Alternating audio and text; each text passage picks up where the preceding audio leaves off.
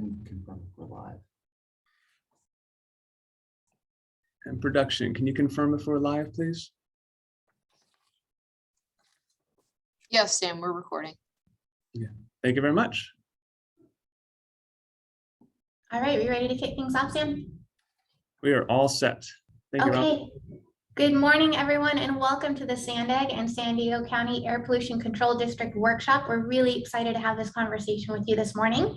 And to kick us off, I am honored to introduce our chair of the SANDAG board, Mayor Catherine Blakespear, who will be followed by Supervisor Nora Vargas, Vice Chair of the County Supervisor Board and Chair of APCD. Mayor Blakespear. Okay, well, thank you, everybody. Good morning. It's really a pleasure to be here, and I want to welcome you to today's workshop. My name is Catherine Blakespear, and I serve as the mayor of the city in the city of Encinitas, and I'm also the chair of SANDAG, which is the San Diego Association of Governments, and it's truly an honor to be here. So we know that air quality and social equity are important, complex, and interrelated, and it takes all of us working together to make a difference. And so that's what we're doing here today. And I'm happy that we're tackling this topic. So you'll hear from experts that are within SANDAG and the San Diego County Air Pollution Control District, which is also called APCD, about all of the work that both agencies are doing and how that work intersects. So before we dig in, I want to share a little bit of background about who SANDAG is and what we do. So we're the regional agency that connects people and places by doing the planning and building of transportation projects and programs all across the San Diego region. So the SANDAG Board of Directors is made up of elected officials from all over San Diego County. So it's mayors, city council members, and county supervisors. And a few SANDAG projects that you may have heard of that are important. The first one is our plan. So, if you don't have a plan, then you're really not going anywhere. So we're really excited about our 2021 regional plan, which is our long-term transportation blueprint that goes for 30 years. So it goes all the way through 2050. We also have the recent 11-mile extension of the Mid-Coast Blue Line trolley, which SANDAG planned and built. And this is a really exciting project because it is 11 miles and 9 stops of new transit in this county. And we don't open new fixed rail transit very frequently. So this was a really exciting thing that we did recently. We also have SANDAG soon to be Youth Opportunity Pass pilot program. So that will provide free transit to everybody who's age 18 and under throughout the county. And we also have our ongoing work on new bikeways and bike paths and bike lanes all across the region. So SANDAG has really a lot of amazing things going on. And a lot of these projects are dependent upon our partnerships. So our partnerships with multiple different agencies are really important to us at SANDAG, and we work hard on those. And one of them is with the Air Pollution Control District. And that is, of course, why we're here today. So highlighting SANDAG's work alongside the APCD. I'm also proud to say that both of our agencies recognize that air quality and social equity go hand in hand and are truly interconnected. So the SANDAG Board of Directors adopted a statement last year that expressed our commitment to equity. And it was more than just a statement because the statement informs the actions that we're doing. So centering equity and making sure that equity is front and center in all of our planning and building work is really important to us at SANDAG. Later this morning, Antoinette, who is SANDAG's regional planning director, will discuss some of our current projects and programs. And I think you'll see how these efforts can help improve both air quality and social equity in some of our region's most historically underserved areas. So before I hand things over to our incredible Supervisor Vargas, who I'm so thrilled to see here today, I want to briefly mention something I know that both SANDAG and APCD are thrilled about, and that is the recent addition of the International Border Community to the California Air Resources Board's AB 617 Community Air Protection Program. So SANDAG and APCD have been working closely with community stakeholders for years to make this happen, and we're really excited that it is now happening. So it presents a tremendous opportunity to bring more resources to our region to improve air quality through a broad suite of efforts, including sustainable freight. I know we have a lot to cover today, and so with that, I'm going to hand it over to our Supervisor Vargas for an overview of APCD's work. Supervisor? I'm so sorry to just jump in, Supervisor. If I can I was remiss in not letting folks know we do have interpretation available for today's meeting. So I'm just going to ask if Binka can just give the instructions really quickly. I'm so sorry. I don't believe I can give instructions unless people have already chosen a channel. Vinca, I just turned it off. You could Okay. give the instructions. Good morning, everyone. This is your interpreter, Vinca Valdivia. If you would like to have interpretation services, please go ahead and choose the globe at the bottom of your screen, and then the language that you would like to speak in and listen in. Once you have done that, then interpretation feature will be in place. Para los que estén escuchando en español, por favor, elijan el globo terráqueo que aparece al calce de la pantalla, elijan el idioma de español y así podrán oír toda la reunión en su idioma de español. Gracias.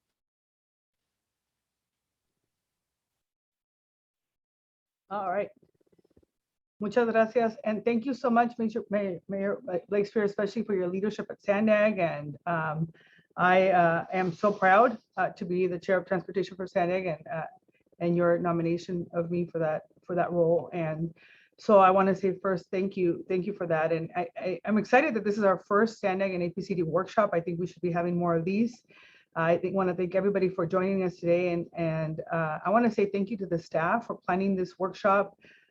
This was something that for me was very important because I really believe in my heart that there is so much synergy and there's been so much work that our staff does so many times, but I felt it was really important for us as public, as elected officials and leaders to have a meeting publicly to do this work. And so as vice chair of the board, I'm really excited that we get to do this. And I think most of you know that I've been a longtime resident of our binational and South Bay community, and I've personally seen, the disproportionate impacts that toxic emissions and air pollutants have had on our families in our region.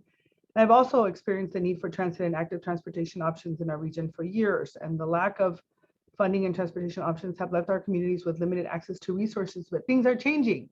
And so in my roles and different capacities, I am really committed to prioritizing collaboration to more quickly advance the investments that we need for addressing transportation and environmental justice. And we know that air pollution does not affect all communities equally, right? Some are more vulnerable to the effects of air pollution and are disproportionately burdened through it. And so I'm excited that I get to lead as chair of the California Air Resources Board. As a chairperson, it is exciting to me that we've been able to complete the first year as this agency becoming an independent agency. And I know that we have our executive director, Paula Forbes, who we just recently named as our new leader.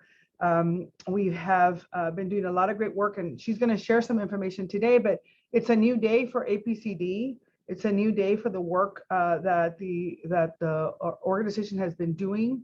And so I think it's a great opportunity for us to work together to ensure that our region gets the funding to advance forward, and so that we're not just surviving, but that we're thriving. And so we know that structural racism and historical redlining, like the construction of freeways through low-income communities of color, lack of quality food, lack of transportation, lack of green spaces, have created barriers for our communities of color, and has led to prolonged health impacts that have not been addressed in the past. In my particular district, in District 1, the Portside communities and the San Diego International Border community have been impacted the most, but these are communities that, although we know have long, many years of impact when it comes to dealing with air pollution. And it's not just there, right? We know that communities in counties in El Cajon and Escondido and Imperial Beach, Oceanside, Alpine, areas of Jamul and other areas have also been impacted. And so we can address climate change without really addressing our greenhouse gas emission reduction policies and focus on air quality focus. And so the conversation that we're having today is extremely important to me and to our communities. And so, as I mentioned, as chair of SANDAG's Transportation Committee and chair of APCD, it's one of my top priorities, and I know it's the top priority for our community to bring this information that is easily accessible to all of us, and to ensure that we find solutions that are grounded in equity. And I'm excited that we're going to be centering on how these two agencies are going to work together to publicly identify solutions for poor air quality with transportation investments centered in social equity. And so before I get started, I do want to say that I want to thank all of our environmental and transportation justice groups that are joining us today, and the folks who have been working on these issues in our communities for decades, because without them, we would not be here today. APCD would not be where it's at today. AB 617 would not exist without them. And our regional plan would not be without them. And again, to both of our leaders, Paula and Hassan, thank you for your leadership and for the great work that all of you are doing. So I'll turn it over to Robin, and I'm excited for the next hour and our conversation. Thank you. Thank you so much to both of our chairs. We, like I said, are really excited for today's discussion. And one of the most important components of today's workshop is hearing from you, our partners in the public. So I want to make sure, like we said, we have the live interpretation available, but I want to make sure you also know how else you can actually participate in today's conversation. So hopefully you're familiar with the raise hand feature. You can click on that button. We'll know that you want to participate and share some comments. We also have the chat open so we can hear from all of you. If you have any questions, just let us know. So maybe before we jump into really the meat of the conversation today, let's just get a little bit warmed up and make sure that these chat functions and features are working. So let me throw out a question for you. First of all, can you tell us, how did you hear about today's workshop? You can throw those in the chat and let's see how we're getting the word out to everyone. From SANDAG, thank you, Craig.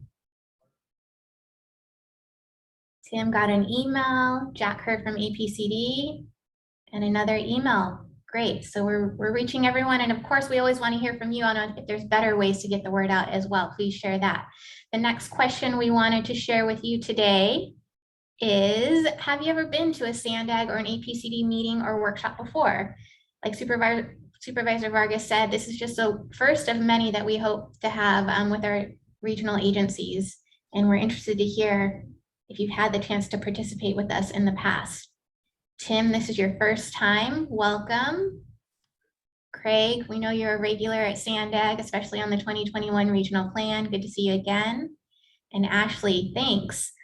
All right, and then lastly, we want to make sure that this is a good use of everyone's time today. So can you tell us, what's the one thing that you hope to learn during today's workshop? If you walked away, what's the one thing that you would consider this a success?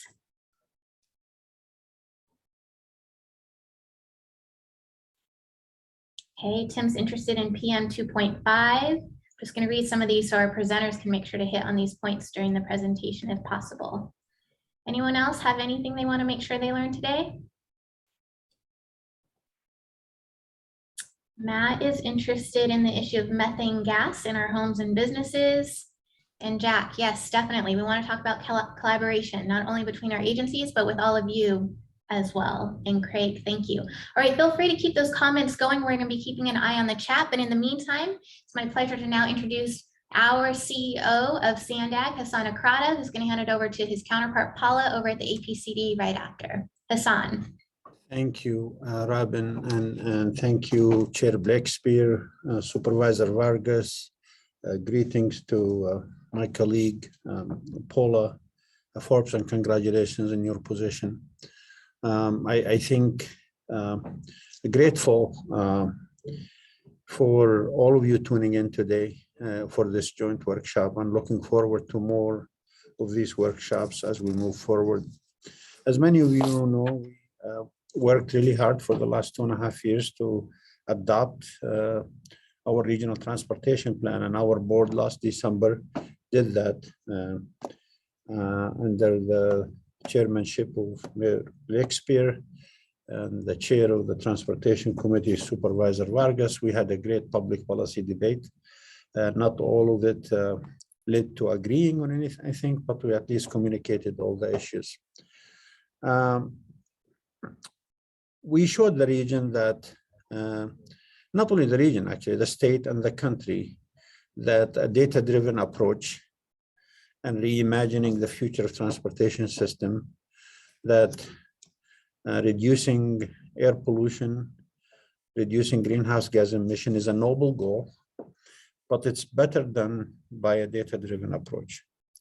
We truly are used as an example for the rest of the state of how we move forward as a region, an urban region that's already established.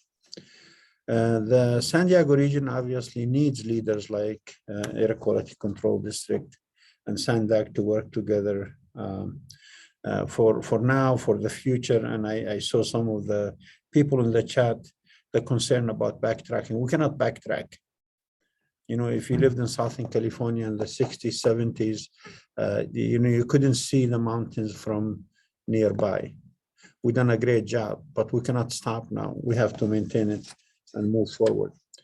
I love quotes, so you have to forgive me. I'm gonna share a quote from Warren Buffett. Once said that someone is sitting in the shade today because someone else planted a tree long ago.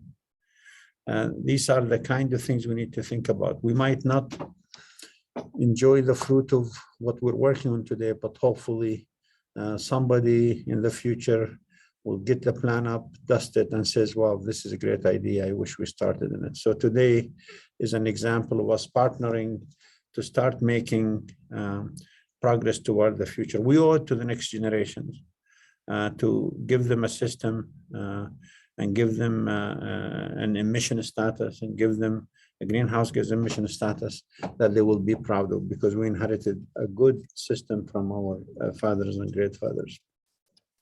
You're going to hear from amazing people today. You heard from Robin already. You're going to hear from Antoinette and other. We are truly having a team that have no match anywhere else. And that team is going to deliver the reimagination of the future transportation system. I look forward to further partnering with their control district. I started my career working for the South Coast Air Quality Management District. And so I know how this works. I know how difficult the job is. I know how tedious sometimes things are. I know how political they get. But with partnership like this one, I think we can go further. With the leaders we have, Supervisor Vargas, Chair Blake Spears, and others, I think we're going to get somewhere. So I'm grateful. Thank you. And now it's my pleasure to turn it to my colleague, the CEO of the Air District, Paula Forbes. Thank you very much. I appreciate that introduction. Again, my name is Paula Forbes. I'm the director of the San Diego County Air Pollution Control District. And I wanted to thank our chair, Nora Vargas, APCD staff, and all my colleagues at SANDAG for organizing today's workshop. It is an exciting opportunity to bring our two agencies together. And there's a lot of work we're already working on together, but we're here today to see how we can build upon those efforts. And we appreciate all of your participation in that. APCD's vision is simple. It's clean air for all. And you're going to hear from many of our terrific staff about the ways that we work to promote this vision. But in general, our mission is to improve air quality in order to protect public health and the environment. And I'll give you just a brief overview of our efforts before we dive into the details.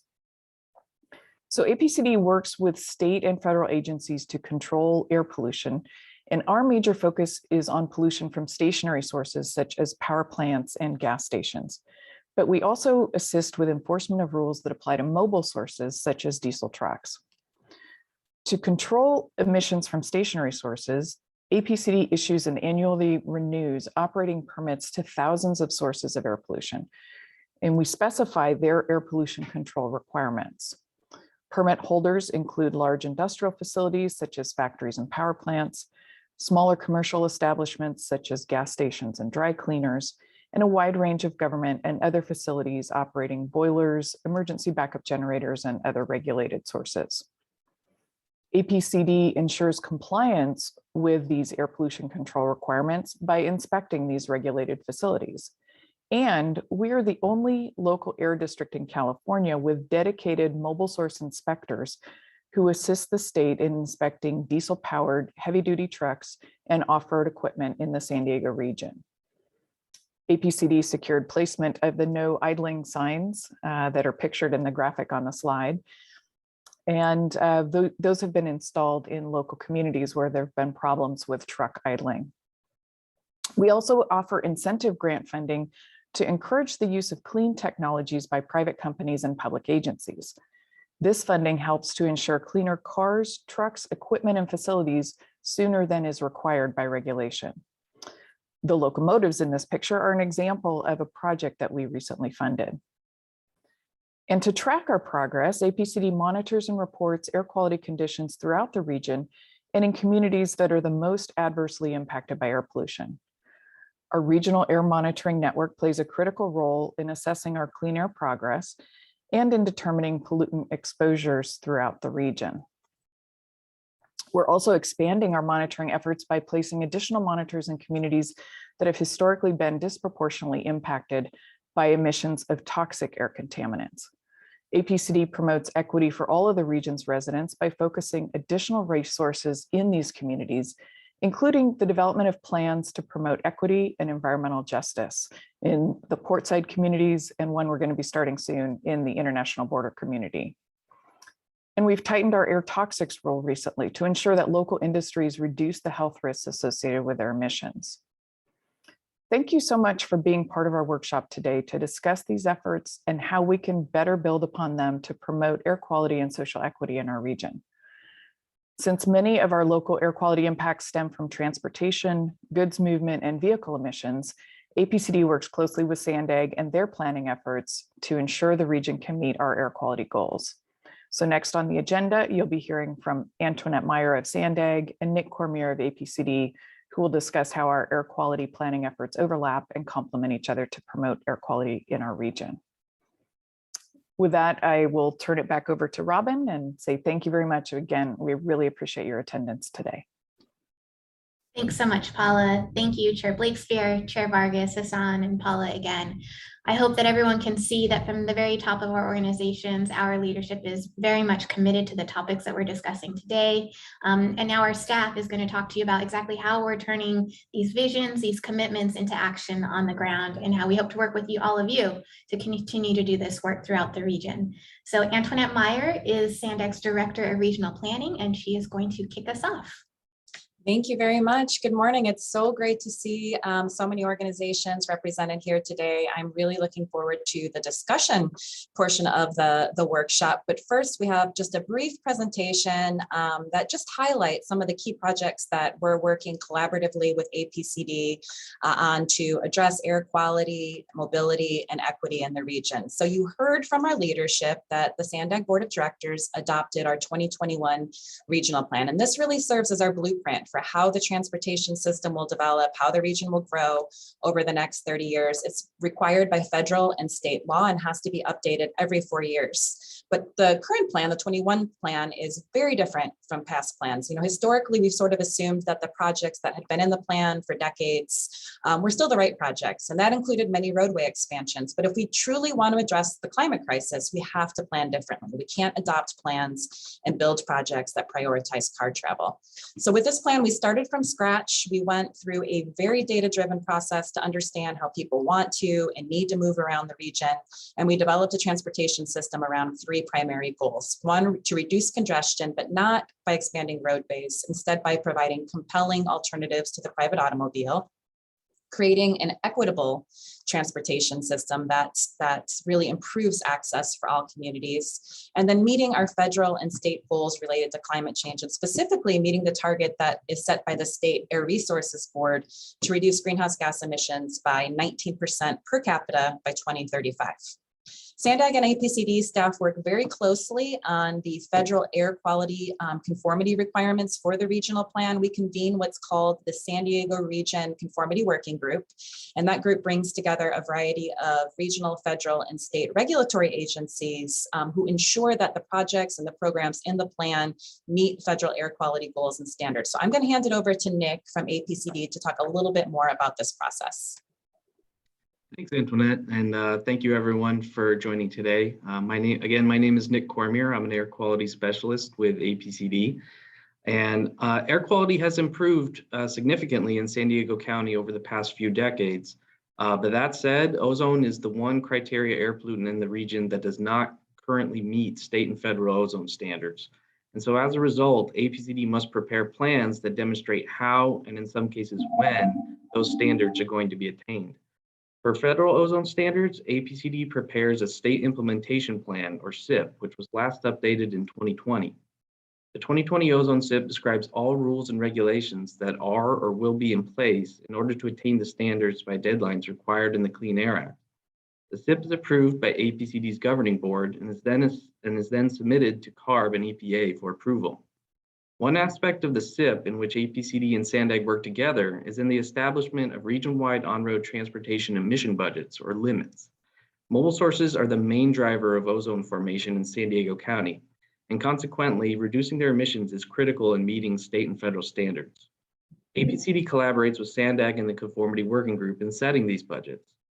Once the budgets are found adequate by the EPA, they are then incorporated into SANDAG's regional plan and air quality conformity analysis. Most recently, APCD's 2020 ozone SIP established budgets that require a 30% reduction in on-road emissions by 2026 and a 40% reduction by 2032. APCD's state ozone plan is known as the Regional Air Quality Strategy, or RAQS, which will be updated later this year. The RAQS and SIP complement one another in many ways, such as in the adoption and implementation of regional transportation control measures, or TCMs. TCMs reduce emissions through strategies that reduce motor vehicle trips, VMT, and idling, just to name a few. Examples in practice include public transit, ride sharing, van pooling, bicycle and pedestrian facilities, and improving traffic flow with lane improvements and congestion management programs. SANDAG and other regional partners primarily implement these TCMs, and implementation of the 2021 regional plan will undoubtedly expand on these strategies even more.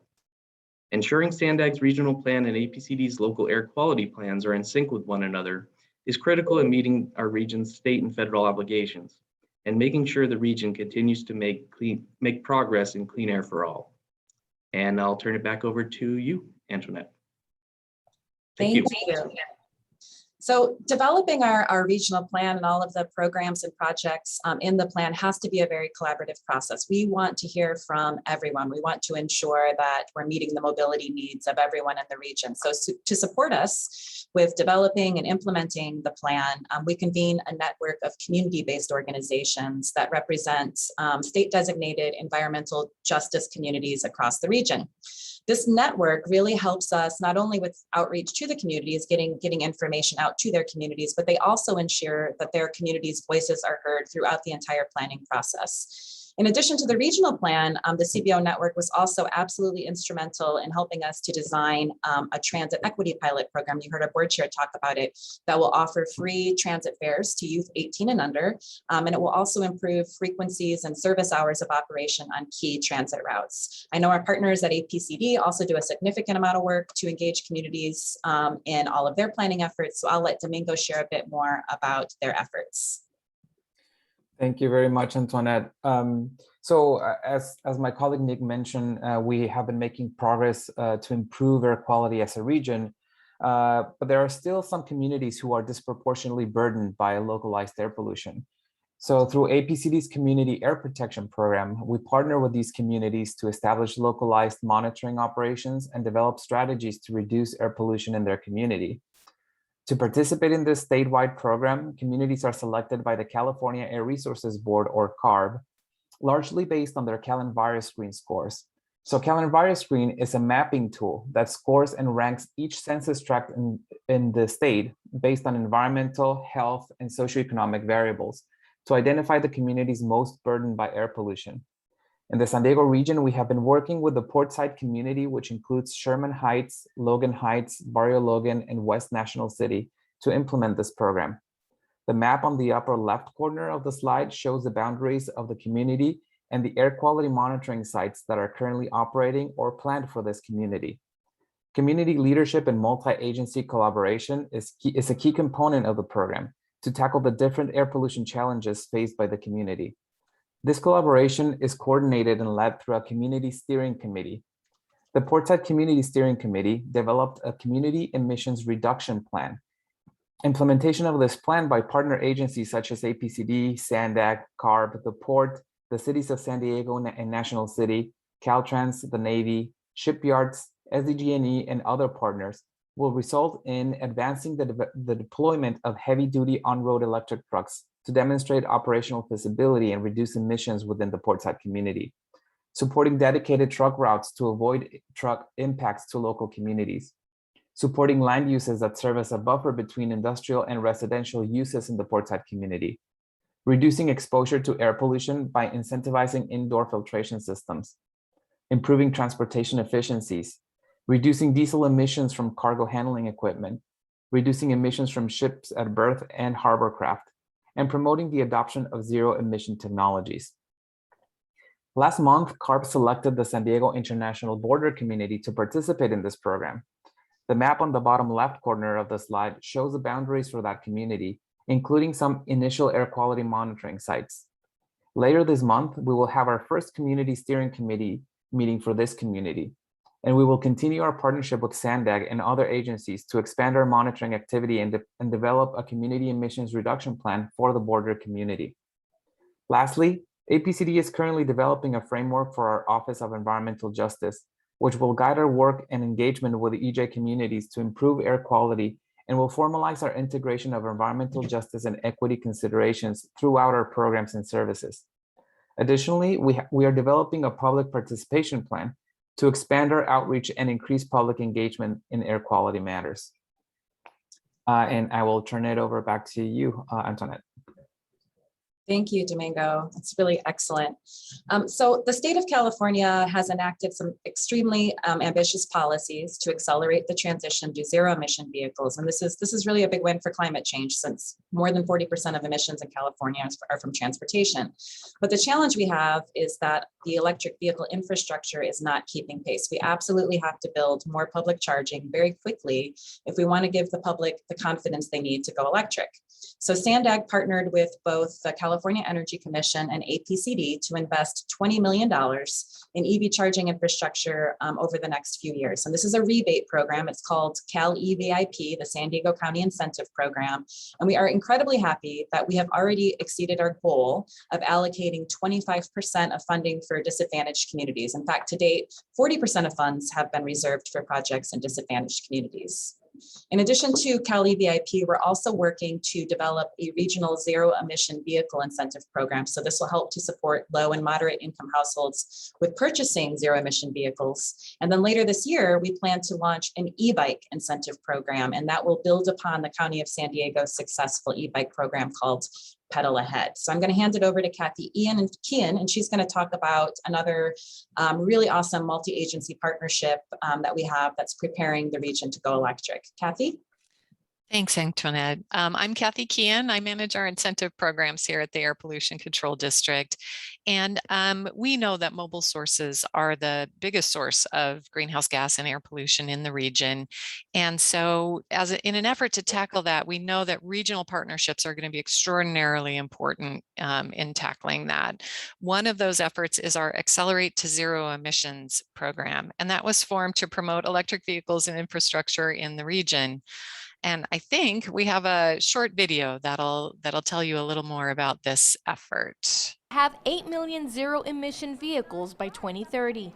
That means San Diego would need to increase its cars on the road by more than 700,000 electrical vehicles. A to Z, which stands for Accelerate to Zero Emissions, is a coalition of groups in the county committed to making that happen. San Diego Gas and Electric is one of them. They're hoping that with better infrastructure and more charging stations, residents will transition to hybrid and electric cars. Decarbonizing transportation is an element in climate action plans at all levels of government. Estela Maria de Llanos with SDG&E says the city's transportation pollution is of great concern. Today, transportation-related pollution makes up about 40% of the greenhouse gas emissions in the state, and it's even worse in San Diego. Approximately 55% of our greenhouse gas emissions come from the transportation sector. Mayor Todd Gloria is working to reach zero emissions by 2035. He says clean transportation is also about improving public health. This isn't just about the environment, but it's also about equity. And we recognize that our climate crisis is impacting communities of concern. Vice Chair Nora Vargas says she's seen the health impacts in her district. Other communities like Barrio Logan and National City, located around the port, also experience significant impacts due to the traffic stemming from the movement of goods.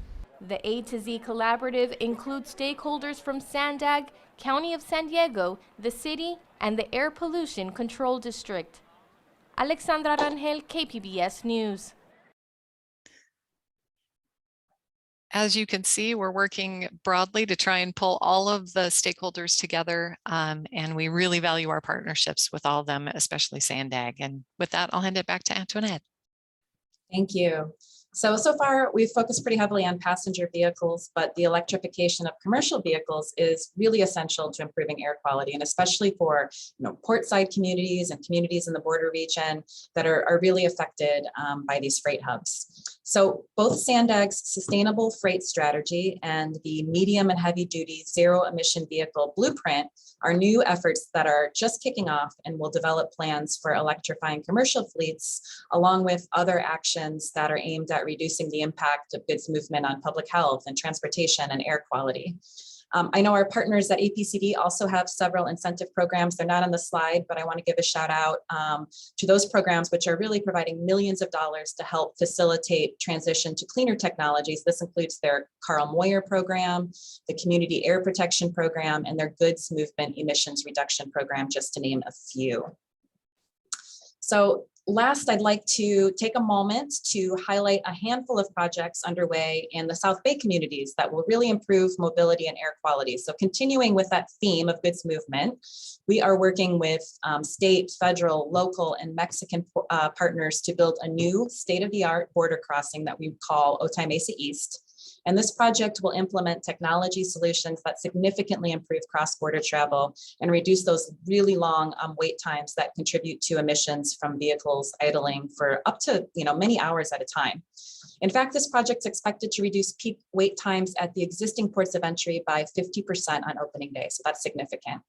Also working with the port and the state and the portside communities, we're developing a Harbor Drive 2.0 strategy, and this will implement a number of transportation and safety improvements along Harbor Drive between the 10th Avenue Marine Terminal and the National City Marine Terminal. And in addition to those access and operational improvements, there are also technology projects for air quality monitoring.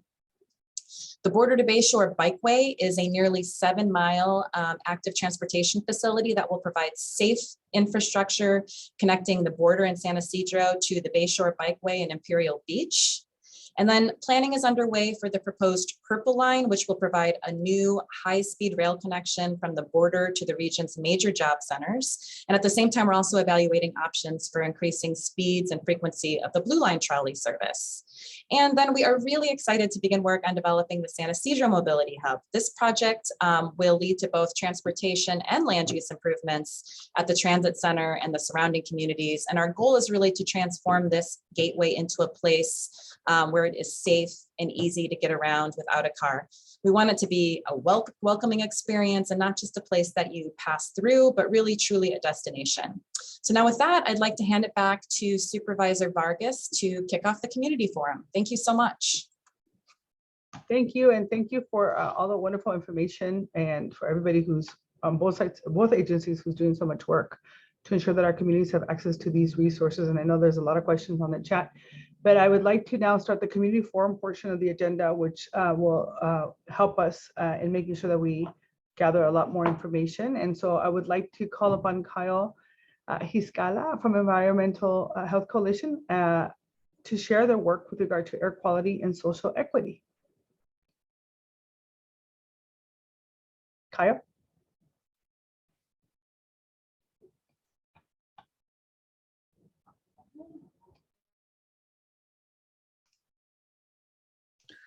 Kyle, you have been promoted. Oh, there you are.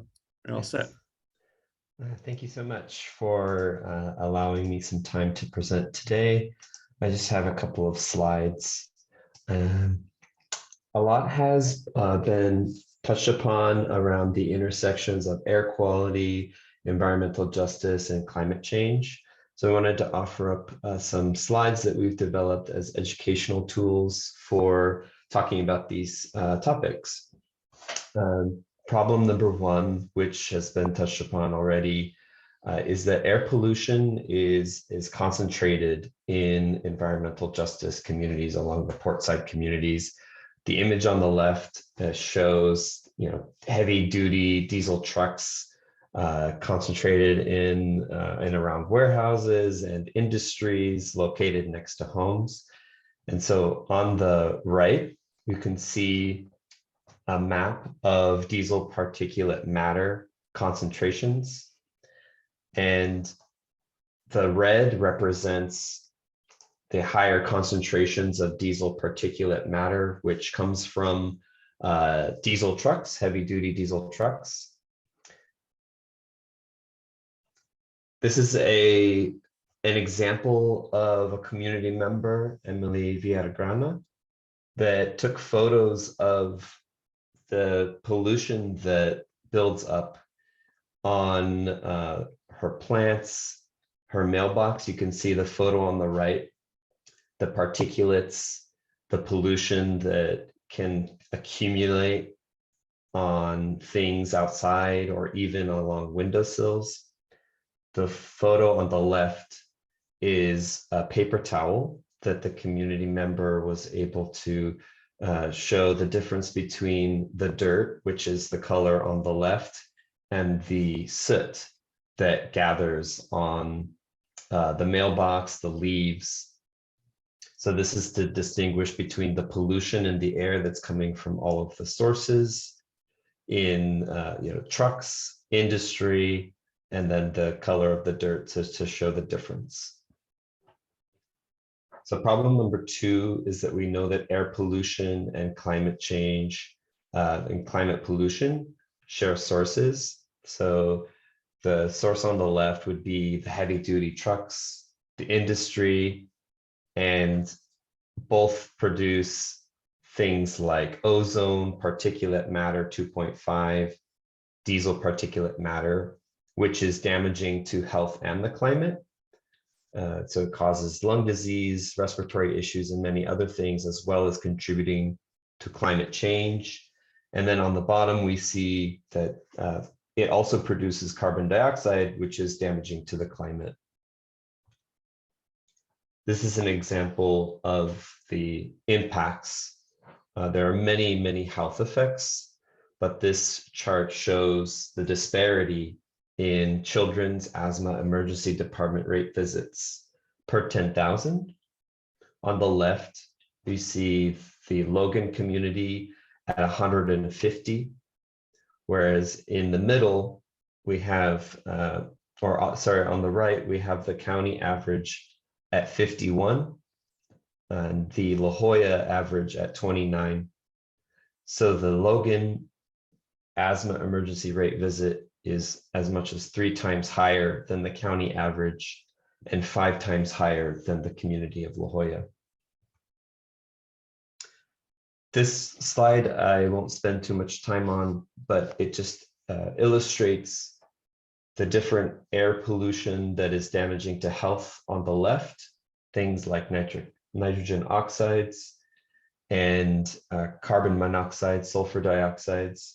On the right, we have the gases damaging to the climate, carbon dioxide, nitrous oxide, and then methane. And then in the middle, we have the pollutants that are damaging to health and the climate. And this represents an opportunity to focus our limited resources on the pollutants that are going to be most damaging to public health and damaging to the climate at the same time. So this slide shows some of the characters that we've developed to visualize the damaging climate pollutants that are also dangerous to health. On the left, we have PADI particulate matter 2.5, DISI diesel particulate matter. They both have black carbon, and then MARTI, methane, and OZ, ozone. We want to kick the forum off with thinking about these different pollutants and the different sources as to where they come from. Particulate matter comes from things like cars or heavy-duty diesel trucks. And then methane is a common gas that we use to cook in our homes. And ozone is something that forms from the pollution from traffic mixing with dust in our air. And I want to end with this last slide on black carbon and why it's so important. So as mentioned, it comes from things like diesel trucks. And when we have diesel trucks next to homes, it's really dangerous for our health. and the diesel particulate matter is also, which is made up a lot of black carbon, has a warming effect that is 700 to 1,500 times stronger than carbon dioxide at warming the climate. So it's really critical that we address sources of black carbon because it represents a win-win situation for cleaning the air and helping with climate change. It can build up in our lungs, contribute to respiratory issues, and also is something that is short-lived and can end up on our windowsills, the mailboxes, our plants, and our communities. So that's the last slide, and I will stop there and kick it back to Supervisor Vargas. Thank you. Thank you so much, Kyle. I guess none of us want Patty, Dizzy, Marty, or Ozzy in our communities anymore. We're going to keep fighting for that. But so we're going to continue with the Q&A portion of our workshop. And so we want to hear from all of you. I know there's some folks who have put questions on the chat. So please raise your hand. I'm going to make sure that I have the participant. So this would be the time where folks can raise your hand, and we're going to go ahead and we'll unmute you. And once you raise your hand, and then we'll call on you. Use the chat feature for any technical questions. I see a hand up.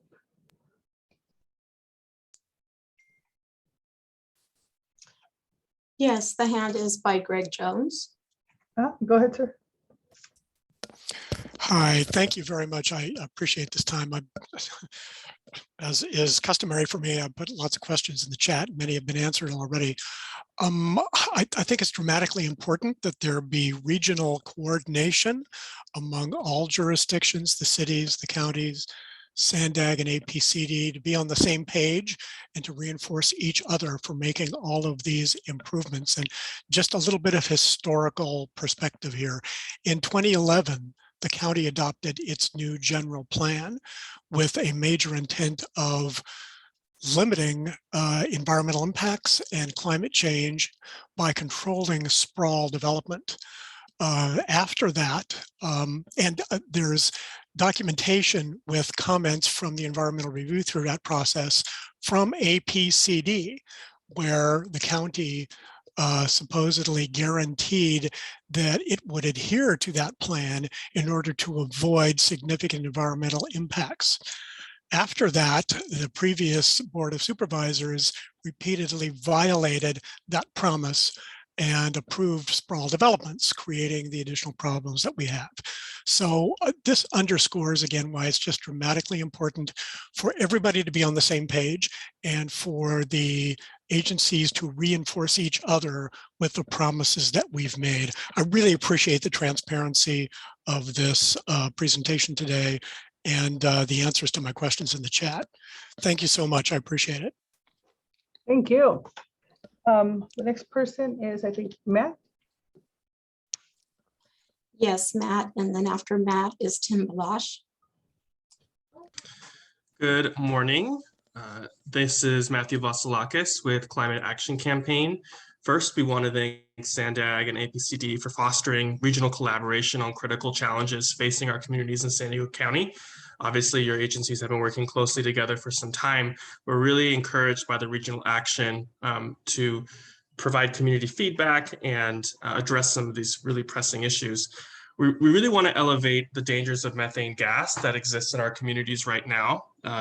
Nitrogen oxide and methane are causing serious cardiovascular and other disorders and issues in our communities, particularly in working class communities of color. And we're seeing movement not only by the state, but in other air quality districts to limit the dangers that these gases pose in our communities. So we really hope that APCD and in partnership with agencies like SANDAG in our cities and jurisdictions can hone in on and figure out ways to get this dangerous gas out of our communities. So thank you for this meeting. And again, we really appreciate the regional collaboration and the work that's being done here. Tim Balash, you can speak now.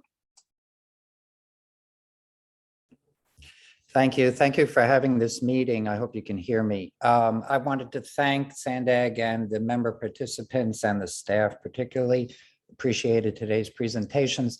I looked at some of the websites that have some reports of pollutants in the area. I noticed a lot was coming up from Mexico.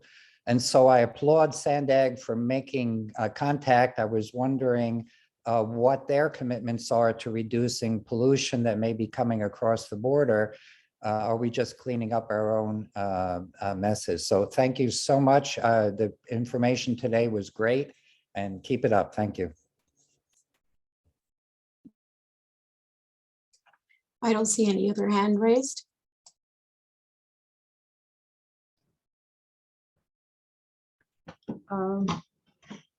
Any other comments?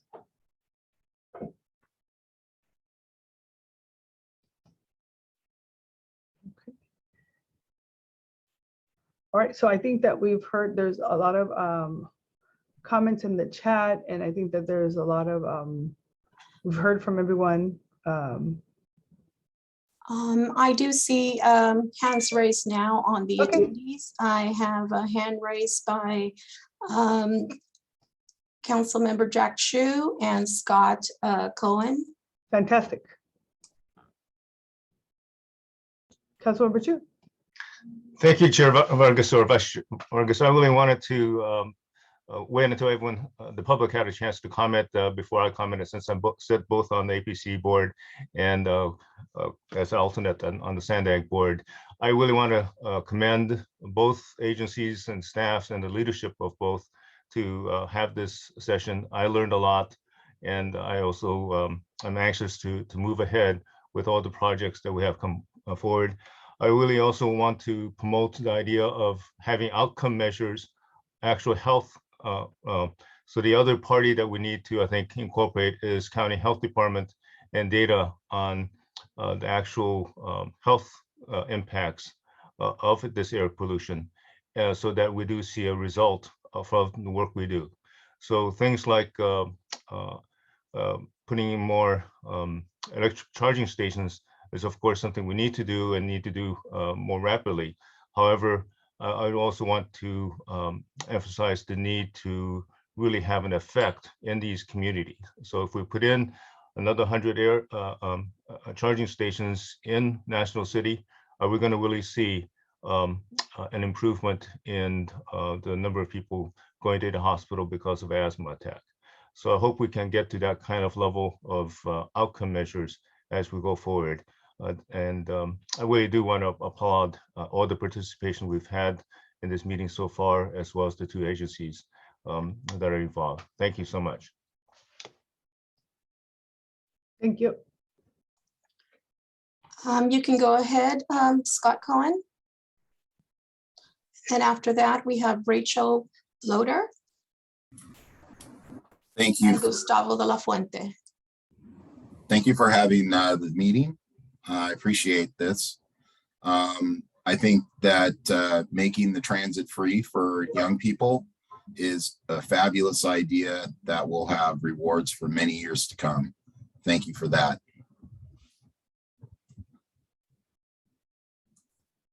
Thank you. Alfred Dumali, go ahead, please.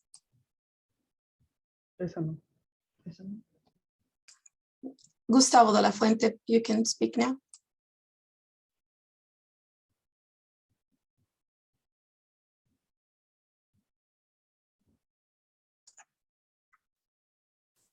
Gustavo, are you there?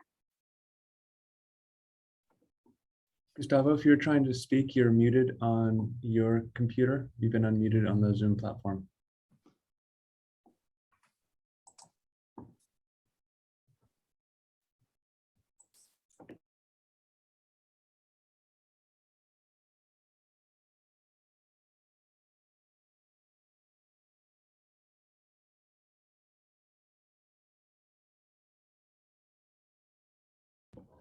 We can proceed with Marcus. Wait, Marcus Bush. Yeah, good morning, everyone. Marcus Bush, City of National City, also an APCD member. Really want to thank SANDAG, our APCD staff, as well as Chair Blakespear and our Chair Nora Vargas for all this work. All the community collaboration, it definitely needs to happen. And I think the overall kind of arching theme is, just the need to reduce. To me, the root cause is this is vehicle miles traveled, and so that's we heard it's I didn't even realize it's high. 55% of our area source of pollutants is from our transportation sector. So the challenge for us at APCD is that we don't have that oversight over mobile sources, as folks have mentioned. So really want to see more of these conversations happen. Here in National City, as Councilmember Shu mentioned, do have a lot of issues stemming from with health contaminants from the freeways, from the I-5 in particular, the port operations, and some of our own industrial uses. And so, and our mayor Alejandra Solis is also a second vice chair. She wishes she could be here today. She has a conflict, but her and our staff, our council has been working on air filters for families impacted by the ship fire, pushing to get more monitoring. So I'm happy to see that that was mentioned too. So the more that we could do that, that'd be great. And just more funding and resources. So I'm really happy that this conversation is happening, that we're pushing this forward, and any joint advocacy we could do as a region, being on the same page. I know there's obviously challenges with the this question of resources, and we'd like to continue to see more of this and build on it. Thank you. Gustavo de la Fuente, can you speak now? Yes, can you hear me okay? Yes. Well, thank you all for putting this conference together. It's very exciting to hear this, and I guess the team effort from CARB and the APCD. I represent an organization called the Smart Border Coalition, and our mission is to make travel and trade easier across our ports of entry. So you can imagine that idling vehicles and pedestrians there in line for hours, especially in the wee hours of the morning, creates different public health effects. So my question is, how can CARB, the Air Pollution Control District, and the legislatures from both Baja California and California work together in terms of approaching this issue that we have at our ports of entries, particularly the congestion that we have at Otay and San Isidro, to really come up with the right sort of move the right levers in Washington so that we address the staffing and the processing time issue that we have at our ports? How can we kind of work together to show federal authorities that we have a problem in terms of the level of particulate matter at the ports of entry, because these people are waiting in line for 3, 4, 5 hours every single morning, and they are this is really a public health hazard, and it is a quality of life issue. So how can we work together to put this front burner here in front of our congressional delegation and DHS in Washington, D.C.? Thank you.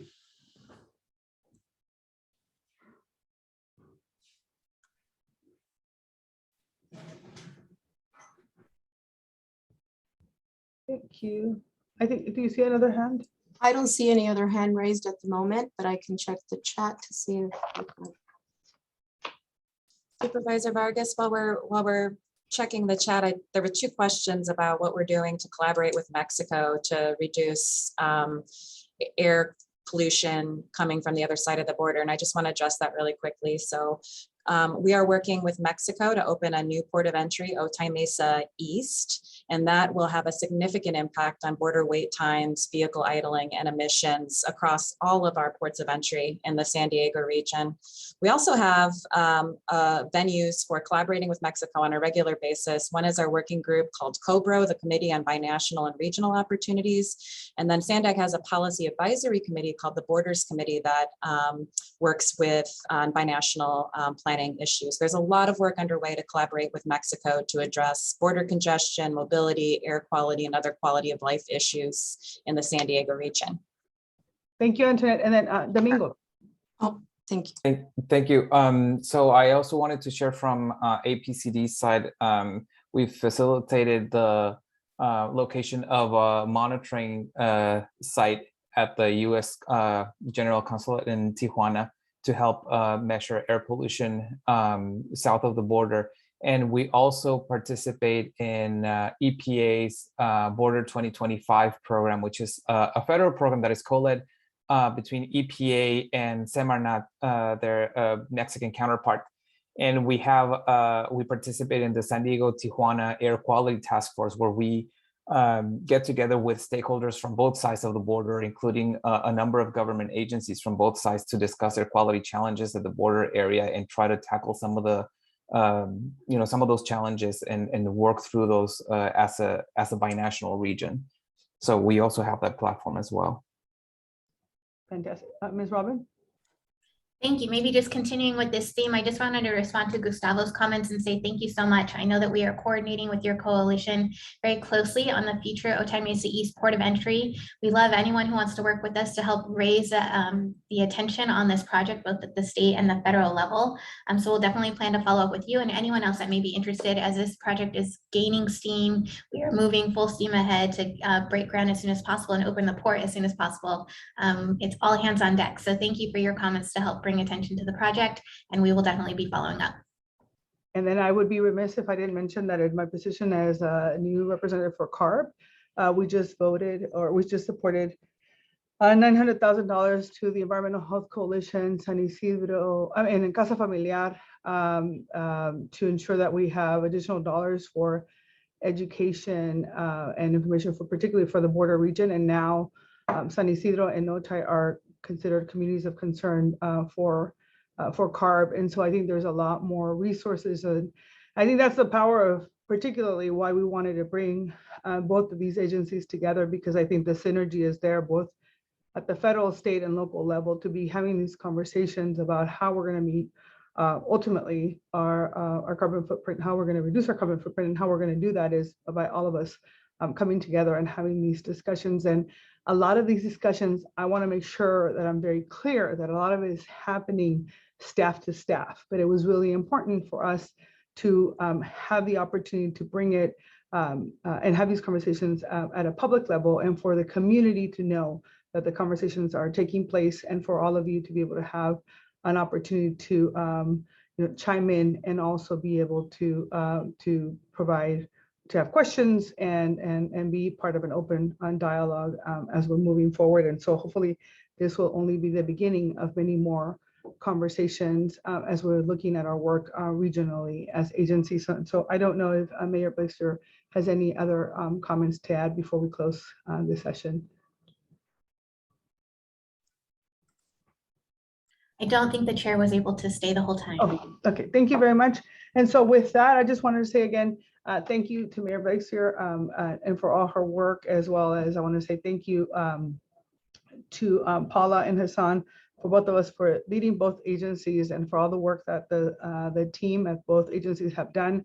The information is in front of you to be able to stay connected with both APC and SANDAG. There's a lot of information happening, not only through social media and your websites. You can share information through email. We have a lot of committees, a lot of general meetings as well. And then we will continue to keep you all updated, but these regional collaborations are critical as we're moving forward. I think Paula said it best, our goal is to make sure that we have clean air and that our communities are able to get from, throughout the region, easy and accessible, and that they're able to do it in a safe way. And so thank you again for joining us today. It was really fabulous to be able to have this discussion, and we look forward to continue working with all of you. Thank you. Vice Chair Vargas? Yes, ma'am. I have a hand up. Do you wanna Almargo with your office? Oh, it's probably a mistake. Okay, sorry about that. Okay, no problem. See this, you just put it down. All right, thank you. Have a wonderful day. Hasta luego. Thank you, everyone. Bye-bye. Thank you. Thank you.